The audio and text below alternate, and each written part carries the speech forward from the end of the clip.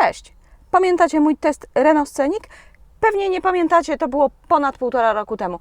Testowaliśmy wtedy z Markiem format, ale warto go sobie odświeżyć, bo dzisiaj jego uzupełnienie. System inforozrywki, który w Renault nazywa się R-Link 2.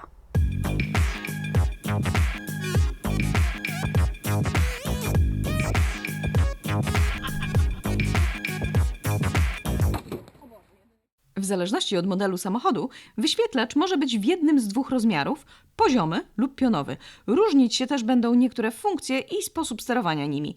Nie czepiam się różnych rozmiarów, ani nawet orientacji ekranu, chociaż to już jest dziwne, ale różny sposób sterowania to trochę za dużo. Na szczęście system w Megane, bo to jest Renault Megane, jest bardzo zbliżony do tego w Scenicu.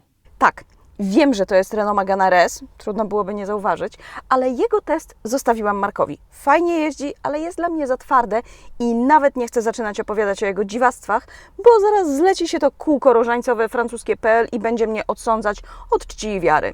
Jak to działa? Przede wszystkim system w samochodzie można połączyć z kontem użytkownika na komputerze, co pozwoli pobierać aplikacje i korzystać z różnych usług. Niestety, jeszcze nigdy nie mieliśmy samochodu do testów na tyle długo, żeby skupić się na samych aplikacjach, bo o tym powinien być osobny odcinek. Ale załóżmy, że chcesz po prostu korzystać z systemu inforozrywki takiego, jaki wyszedł z fabryki. To bardzo proste.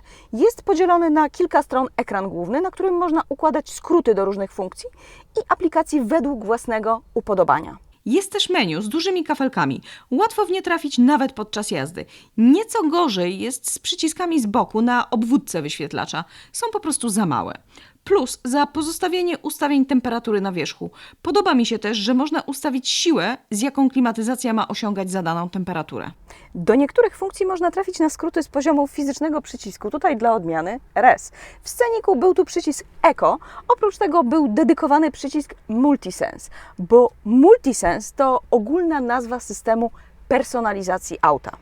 W zależności od modelu, wersji i poziomu wyposażenia, możesz przypisać do poszczególnych trybów różne ustawienia lub funkcje.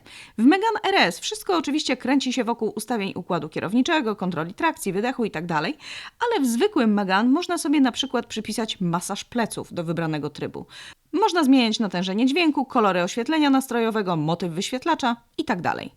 Przy okazji, pamiętacie jak w teście Mercedesa klasy A pytałam, kto u licha potrzebuje 64 kolory oświetlenia nastrojowego?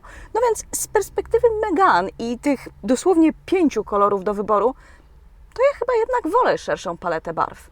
Dziwię się, że nie wykorzystano lepiej pionowej orientacji ekranu, na przykład oferując kamerę 360 stopni i widok z lotu ptaka. Plus, że obraz z kamery jest bardzo szeroki, co ułatwia cofanie z miejsca parkingowego.